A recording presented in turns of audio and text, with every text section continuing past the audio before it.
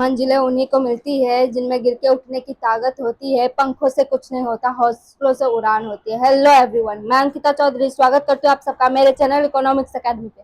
जैसे कि आप लोग जानते हैं 11th स्टैंडर्ड का चैप्टर 2 ओसीएम का स्टार्ट किए हुए हैं हमने, जिनका ऑलरेडी मैंने 5 लेक्चर अपलोड कर दिया। जिन्होंने नहीं देखा है प्लीज जाकर चेक करें, और जिन्होंने अभी तक सब्सक्राइब नहीं किया मेरे चैनल को अभी कर दे सब्सक्राइब। और आज हम क्या एक्सप्लोर करेंगे? आज हम एक्सप्लोर करेंगे services of retailer to consumer. Last lecture में हमने क्या कंप्लीट किया था? लास्ट लेक्चर में हमने कंप्लीट किया था रिटेलर टू होलसेलर। तो चलिए स्टार्ट करते हैं आज का लेक्चर।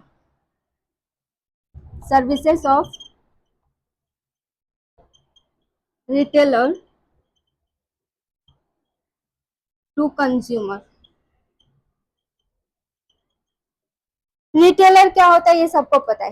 रिटेलर वो पर्सन होते हैं जो गुड्स को होलसेलर से खरीदते हैं और कंज्यूमर को बेचते हैं, इस हम रिटेलर कहते हैं। और आप लोग जानते हैं कि रिटेलर दो लोगों से डील करता है, एक होलसेलर जिनसे वो गुड्स खरीदता है, एक कंज्यूमर जिनको वो गुड्स रीसेल करता है। तो हमने लास्ट लेक्चर में देखा था कि रिटेलर होलसेलर को क्या क्या सर्विसेज देते हैं। आज हम देखेंगे कि सर रिटेलर कंज्यूमर को क्या क्या सर्विसेज देते हैं, क्या सर्विसेज को प्रोवाइड करते हैं। तो चलिए आज का लेक्चर देखते हैं। फर्स्ट पॉइंट है रेगुलर सप्लाई।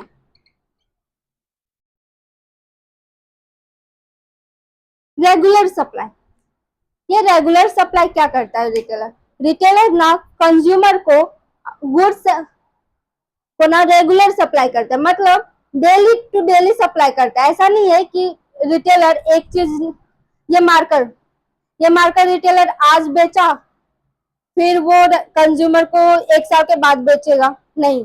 आप अगर उनके पास में डेली जाओगे ना, जो हाँ मुझे एक मार्कर चाहिए, तो वो डेली आपको देंगे। अपने इधर का किराना स्टोर जो रहता है वो ना रेगुलर सप्लाई हमको करते हैं कोई भी चीज का। मतलब आप अगर दुकान जाओगे दूध लाने के लिए, तो रोज ना आपको ना दूध सप्लाई करेंगे। ऐसा नहीं कि आज के दिन दूध का सप्लाई क्या फिर 1 हफ्ते के बाद करेंगे या 2 महीने के बाद करेंगे या 2 साल के बाद करेंगे, नहीं। रिटेलर का काम है कि रेगुलर गुड्स को सप्लाई करना कंज्यूमर तक। तो रिटेलर क्या सर्विसेज देता है? रेगुलर सप्लाई का सर्विसेज देता है कंज्यूमर को। नेक्स्ट पॉइंट है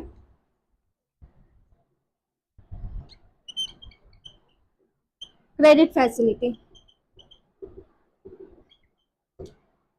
रिटेलर जो है ना क्रेडिट फैसिलिटी का काम देते, फैसिलिटी प्रोवाइड करते हैं कंज्यूमर को। वो कैसे? आपने देखा होगा आसपास के रिटेलर्स को, वो ना उधार पे भी सामान देते हैं। आप अगर उनके रेगुलर कस्टमर हो या फिर आपकी मम्मी आपके पापा देखे, कोई भी आस पड़ोस में ना देखिएगा जो वो ना रिटेलर से ना उधार पे सामान को खरीदते हैं। मतलब वो 1 महीने ना रेगुलर उनसे सामान खरीदेंगे, जो भी चाहिए 1 महीने में सब कुछ लेंगे, लेकिन उसके पैसे नहीं देंगे। फिर मंथ के एंड में या फिर मंथ के फर्स्ट डे वो क्या करते हैं, पूरे मंथ का हिसाब करते हैं और फिर पेमेंट करते हैं एक साथ में। तो इसको क्रेडिट फैसिलिटी बोलते हैं। एक रिटेलर उधार पे सामान देता है कंज्यूमर का, और वो पूरा मंथ रिकॉर्ड करता है जो ये चिंटू ने कितना लिया, मिंटू ने कितना लिया या फिर पिंटू ने कितना लिया, सारे एक डायरी में ना रिकॉर्ड करते हैं, टोटल करते हैं मंथ के लास्ट डे पे। और वो टोटल करने के बाद वो कंज्यूमर को बोलते हैं कि तुम पेमेंट इतना मुझे करोगे। इसको क्रेडिट फैसिलिटी कहते हैं। फिर है थर्ड लोकल कन्वीनियंस।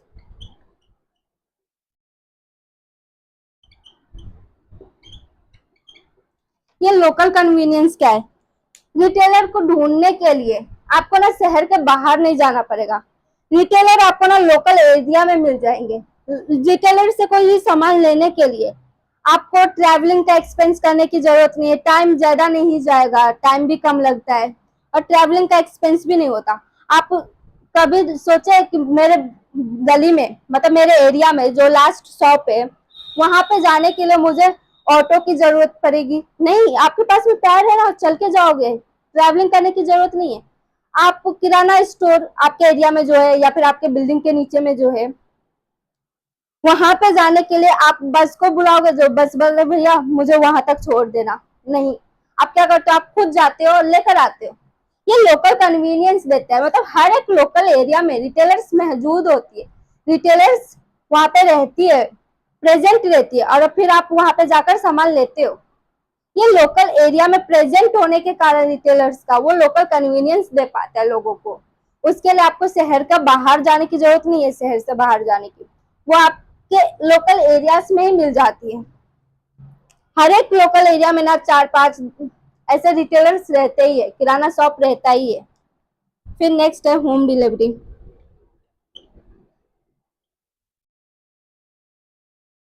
ये होम डिलीवरी कैसे रहती है? किराना स्टोर ज्यादातर ना होम डिलीवरी का भी काम करते हैं। मतलब आपने देखा होगा तारक मेहता में जेठालाल, वो इलेक्ट्रॉनिक का शॉप खोले हुए, उसमें ना बहुत ज्यादा वैरायटी का ना इलेक्ट्रॉनिक्स का सामान रखते हो। तो कोई इंसान आया और बोलेगा ये फ्रिज मुझे चाहिए, तो जेठालाल बाघा नटू काका को क्या बोलते हैं, एक काम करो, इसका बिल बना दो और इनका एड्रेस ले लो और इस होम डिलीवरी कर दो, मतलब घर तक पहुंचा दो। ये होता है होम डिलीवरी। वैसे ही हमारे एरिया के जो रिटेलर्स होते हैं ना, वो भी ना कुछ कुछ होम डिलीवरी का काम करते हैं। किराना स्टोर भी जो होते हैं ना, वो कोई कोई किराना स्टोर होम डिलीवरी का काम करते हैं। जैसे कि एक किराना स्टोर है, वो होम डिलीवरी करते हैं, मतलब वो आप ऑर्डर दे देते हो सामान को और एड्रेस बता देते हो, आपके घर तक पहुंचाकर वो जाते हैं वो सामान को। तो अगर आप वो ही किराना स्टोर पे गया और रिटेलर्स को बोले जी मुझे इतना चावल चाहिए, इतना दाल चाहिए, इतने राशन, मतलब सारे राशन का लिस्ट बना दिया, पेमेंट कर दिया आपने और फिर एड्रेस बता दिया और बोले कि मेरे घर पे पहुंचा देना, वो पहुंचा कर जाएंगे आपके घर पे। ये होता है होम डिलीवरी। तो ये एक फैसिलिटी भी देता है रिटेलर। नेक्स्ट है आफ्टर सेल सर्विस।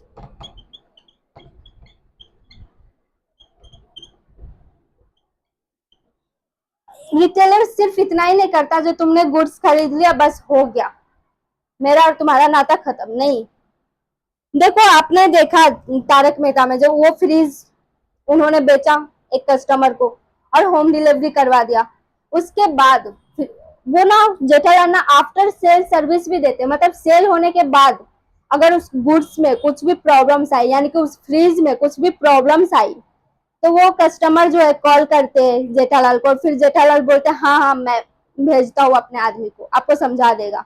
मतलब बाघा जाकर उसको इंस्टॉलेशन का काम करता है उस फ्रिज का, फिर उस फ्रिज में को कैसे यूज करना है वो बताने का काम करता है। इस फ्रिज में क्या क्या प्रॉब्लम्स है या फिर वो प्रॉब्लम्स को ठीक करने का काम करता है। मतलब ये सारे सर्विसेज आफ्टर सेल सर्विस है, जो सेल करने के बाद आप सर्विस प्रोवाइड करते हो। ऐसे बहुत सारे शॉप्स है, बहुत सारे इलेक्ट्रॉनिक्स की शॉप है देखो, जो आफ्टर सेल सर्विस प्रोवाइड करते हैं। आपके घर पे भी देखे होंगे, आप टीवी खरीद कर लाते हो, तो टीवी खरीदने के बाद कुछ प्रॉब्लम्स आया, कोई चैनल नहीं चलता है। जैसे मेरा टीवी नया नया आया था, तो मेरे टीवी में ना बहुत सारे प्रॉब्लम्स हो रही थी, यूज करने में ना मुझे प्रॉब्लम हो रही थी, एग्जाम्पल है। तो मैं क्या की, वो शॉपकीपर को कॉल की, वो इलेक्ट्रॉनिक्स का जो मालिक था उसको कॉल की और फिर मैं उसको बोली कि मेरे टीवी में ऐसा ऐसा बता रहा है, ऐसा ऐसा प्रॉब्लम्स आए। तो वो क्या बोले मुझे कि आप 1-2 घंटा वेट करो, मेरा आदमी जाकर आपको समझा देगा। तो वो आए उनके आदमी, फिर मुझे या फिर मेरे घर वाले को वो चीजें समझाए, जो ऐसे नहीं यूज होता है, ऐसे यूज होता है, ये चैनल तुमको यहाँ पे मिलेगी। तो ये सारी चीजें जो मुझे बता रहे, वो उनके आदमी आकर जो मुझे इन्फॉर्म कर रहे, वो क्या है, वो आफ्टर सेल सर्विस ही है ना।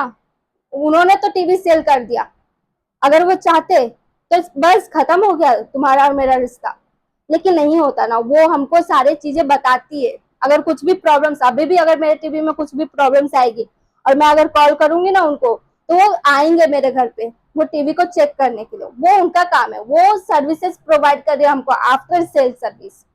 1 साल के बाद भी अगर कुछ प्रॉब्लम्स आते ना, फिर भी वो आते चेक करने के लिए और फिर बताते क्या प्रॉब्लम्स है। ये होता है आफ्टर सेल सर्विस। अभी नेक्स्ट पॉइंट है अपना,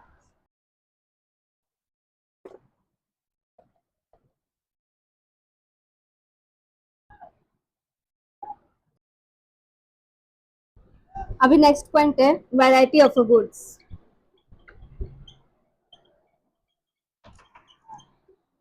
ये वैरायटी ऑफ गुड्स, जैसे कि मैंने रिटेलर का मीनिंग और डेफिनेशन बताते वक्त ही आपको बताई थी कि रिटेलर जो होते हैं ना, वाइड वैरायटी ऑफ गुड्स में डील करते हैं, मतलब सिर्फ एक गुड्स लेकर नहीं चलता, जो सिर्फ एक गुड्स लेकर चलता है वो कौन होता है, होलसेलर।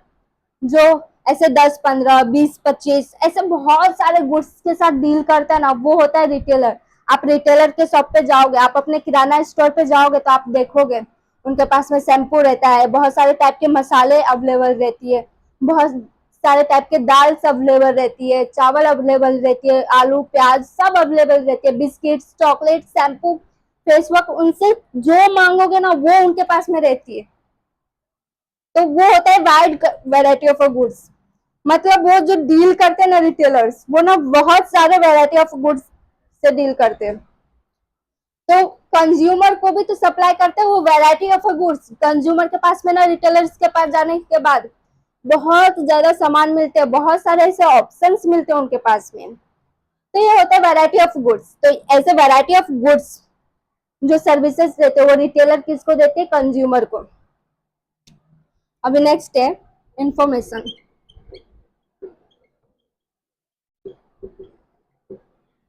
ये इंफॉर्मेशन क्या है, रिटेलर किस टाइप की इंफॉर्मेशन कंज्यूमर को देती है।